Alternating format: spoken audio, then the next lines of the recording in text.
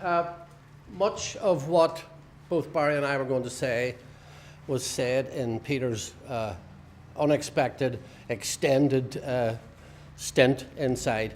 So I thought I would just scrap the whole presentation and I'll just talk and gossip about what goes on in our office. No?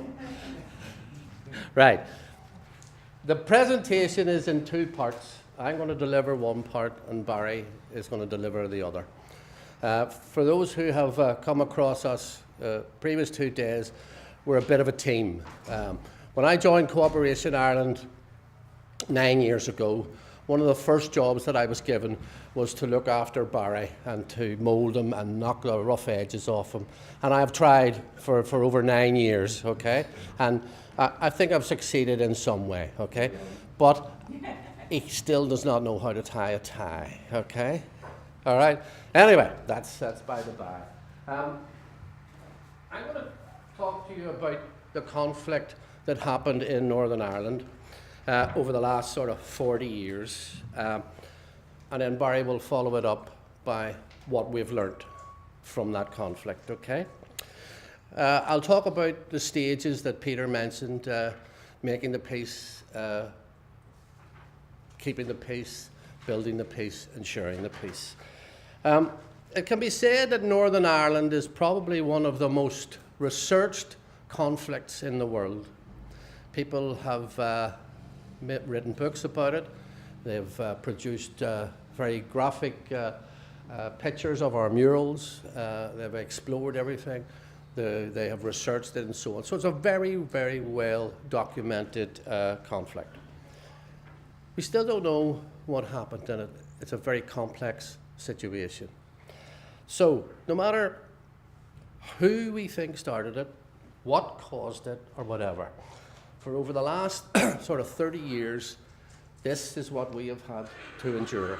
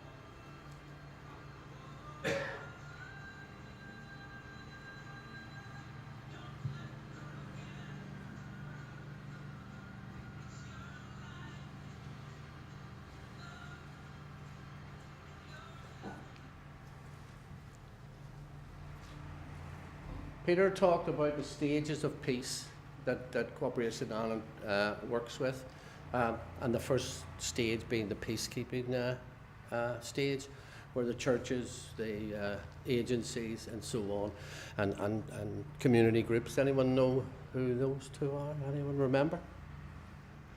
The Peace Women? It's quite some time ago, isn't it? Okay. And then we followed on from that. Whilst all of that was happening, negotiations were taking place. The peace didn't come about overnight. There were a lot of negotiations taking place. So the second stage in the sort of 70s, 80s, 90s was the peacemaking stage. We're into the, as Peter said, and it's been sort of said many times over the last couple of days, the peace building phase, which is the 1990s onwards. And a stage that we're very taken with is the peace sharing.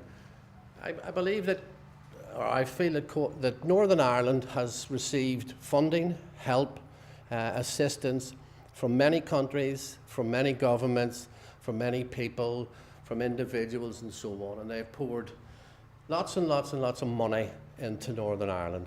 And there's a feeling within Cooperation Ireland that we should pay that back. Not the money, okay? We're not paying the money back, okay? It's spent. but we should give something back to other post-conflict societies, other societies coming out of conflict and so on, with what we've learned. And Barry we'll talk about that in the sort of second session. So those are the sort of 4 stages of peace. Good Friday Agreement came 1998. A document that was agreed upon, and as Peter has Peter, I wrote this presentation, and I used part of it for a pitch to the American Ireland Fund for money, and Peter was with me, and he just used the whole thing this morning on me. So when I go back, I'll talk to him about this. But this was the 1980. Believe it or not, there's 2 names depending on which side of the road you live. It's called the Good Friday Agreement on one side, and it's called the Belfast Agreement on the other. Okay?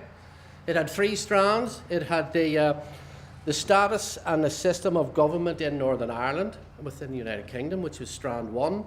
The relationship between Northern Ireland and the Republic, which is strand 2. And the relation between the Republic of Ireland and the United Kingdom. So it's north, south, east, west, okay? It looked at central issues such as civil rights, cultural rights, decommissioning of weapons, other issues that it looked at but didn't push right through were self-determination. I think Peter mentioned it again. We can consider ourselves to be either Irish, English, British, or Northern Irish, or both, or all 3. Okay? There was an agreement about what we would do with our prisoners. There was agreement about security, cross-border operation, a recognition of both identities, the creation of intergovernmental bodies. So it was quite a full sort of agreement. However, there were certain things that were left out. And we'll cover those that we believe should have been put into it and need to be addressed now. However, we have moved forward from the days of violence. We're in a peace building and we're in a peace sharing stage now. And things are looking reasonably good in a lot of things, okay? And for those of you who have had a chance to go around Belfast, as I say, education-wise, we have the highest examination results in the United Kingdom. So unemployment is running at 6%. We have a fantastic tourist industry with some beautiful scenery. Anyone recognize this? The dark hedges, okay? We have a dark tourism industry in that we take people around in buses and show them murals, paramilitary murals, etc., etc.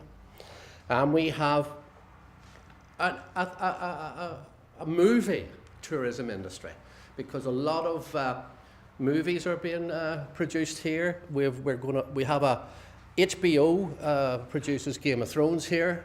They're going to build another HBO studio, and they're going to build 2 for Disney. So 90% of the population of Northern Ireland are extras, okay, of some sort in some movie, okay? And so they should be. You know, our boss's 82-year-old grandmother is an extra in Game of Thrones, okay? Okay?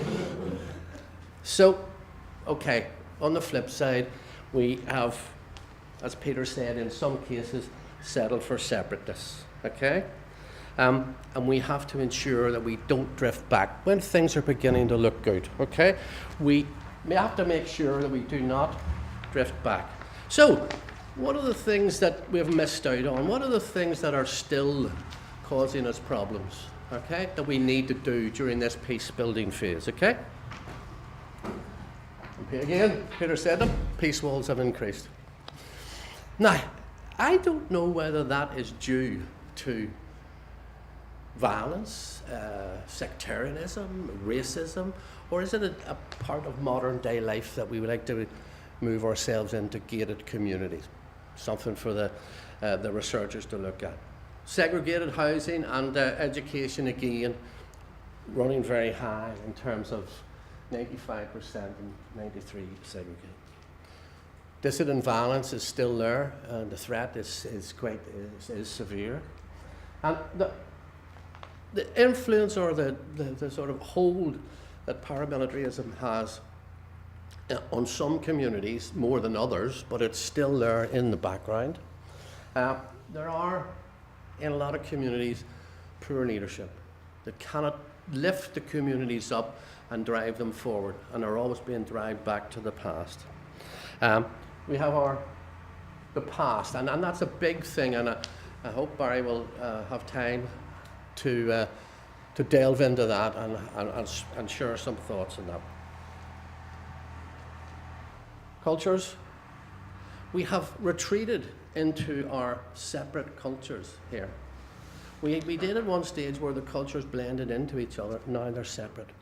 For example, the shamrock on St. Patrick's Day used to be worn nearly by everybody.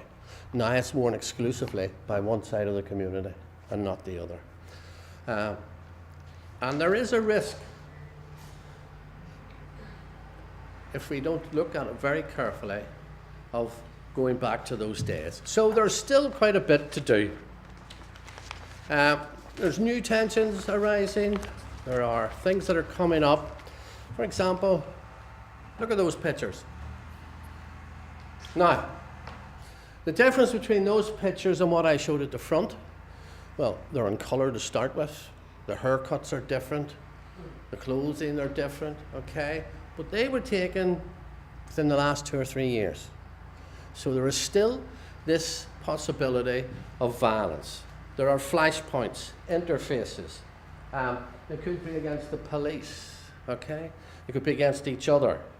And this is after 20 years of peace with a Good Friday, nearly 20 years with a Good Friday Agreement. So you see there's still considerable work to be done.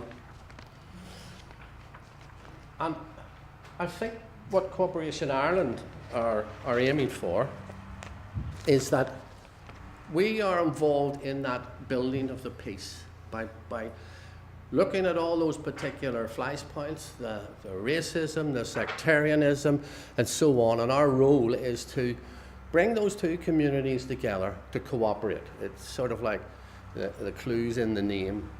And we want to work on that. And at the same time, we also want to work in sharing the things that have happened to anybody who will listen, anybody who thinks that they might be able to gain something from. Now, when I say share, I mean share everything.